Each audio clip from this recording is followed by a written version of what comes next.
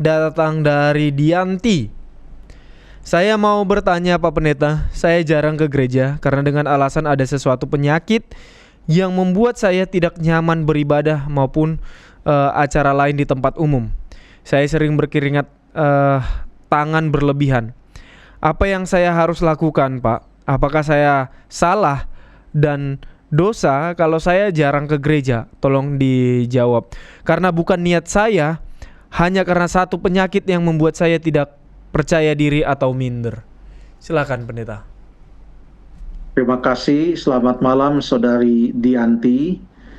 Saya doakan semoga Tuhan memberikan kesembuhan dan semoga dapat melakukan aktivitas sehari-hari dengan baik dan supaya bisa ke gereja juga setelah sudah sembuh. Saya doakan ya, semoga Tuhan memberkati. Terima kasih untuk pertanyaannya. Alkitab berkata apa yang ideal tentang perkumpulan-perkumpulan ibadah. Kita baca di dalam Ibrani pasal yang ke-10 ayat yang ke-25. Ibrani pasal yang ke-10 ayat yang ke-25. Silahkan Jeffrey atau Stephen. 10 ayat 25. Janganlah kita menjauhkan diri dari pertemuan-pertemuan ibadah kita seperti dibiasakan oleh beberapa orang, tetapi marilah kita saling menasihati dan semakin giat melakukannya menjelang hari Tuhan yang mendekat. Terima kasih. Ayat itu berkata, janganlah kamu menjauhkan diri dari pertemuan-pertemuan ibadah. Perhatikan kata menjauhkan diri. Pertanyaannya adalah untuk Saudari Dianti, apakah karena tidak datang ke gereja karena alasan sakit dan merasa tidak nyaman karena sakit, apakah itu dalam rangka menjauhkan diri dari perkumpulan-perkumpulan ibadah? Tentu tidak. Karena tidak datang itu beda dengan menjauhkan diri. Ada orang yang tidak datang tetapi selalu berusaha untuk mendekatkan diri. Ada juga yang tidak datang karena memang sedang berusaha untuk menjauhkan diri. Alkitab mengatakan janganlah kita menjauhkan diri dari pertemuan-pertemuan ibadah. Jadi kita datang berbakti secara rutin karena kita mau selalu mendekatkan diri. Dengan siapa?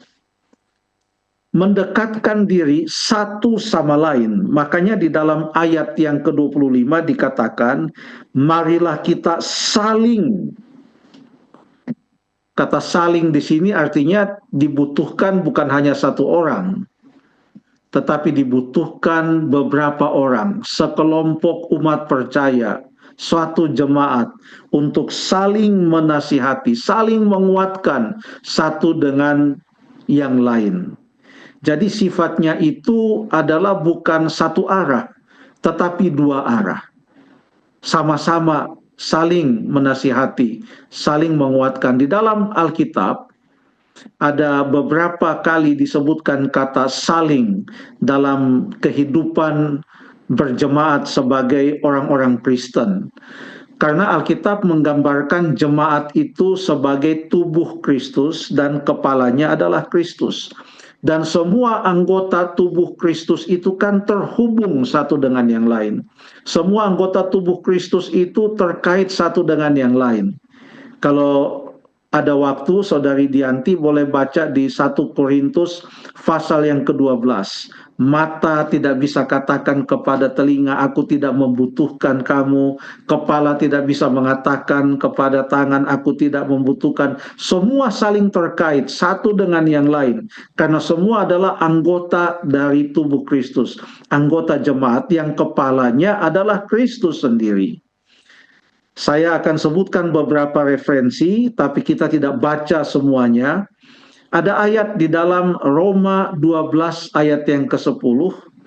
Roma 12 ayat yang ke-10, di sana dikatakan kita harus saling mengasihi. Lalu yang berikut Roma 14 ayat yang ke-19. Ini kita baca saja. Roma 14 ayat yang ke-19. Sebab itu, marilah kita mengejar apa yang mendatangkan damai sejahtera dan yang berguna untuk saling membangun. Terima kasih. Saling membangun. Bukan saling menjatuhkan. Saling membangun. Yang berikut Roma 15 ayat 14. Tadi sudah disebutkan juga di Ibrani 10, saya sebutkan saja, saling menasihati, saling menasihati. Lalu tolong dibaca 1 Korintus 12 ayat yang ke-25. 1 Korintus 12 ayat yang ke-25. 1 Korintus 12 ayat yang ke-25. Supaya jangan terjadi perpecahan dalam tubuh, tetapi supaya anggota-anggota yang berbeda itu saling memperhatikan. Saling memperhatikan, saling mengasihi, saling membangun, saling menasihati, saling memperhatikan. Efesus 4 ayat yang kedua. Efesus 4 ayat yang kedua. Efesus 4 ayat 2 ya. Ayat yang kedua. Hendaklah kamu selalu rendah hati, lemah lembut dan sabar. Tunjukkanlah kasihmu dalam hal saling membantu. Saling membantu. Di ayat yang lain, ayat 32 di pasal yang sama, saling mengampuni. Saling mengampuni. Yakobus 5 ayat 16, saling mendoakan. Itulah kita sebagai anggota-anggota tubuh Kristus, anggota jemaat. Artinya kalau ada yang sakit, biarlah yang sehat boleh mendoakan karena kita saling mendoakan. Alkitab bahkan mengajarkan, ini ajaran Yesus. Di Matius 25 dia katakan bahwa yang sakit itu harus dilawat. Coba kita baca Matius 25 ayat 36.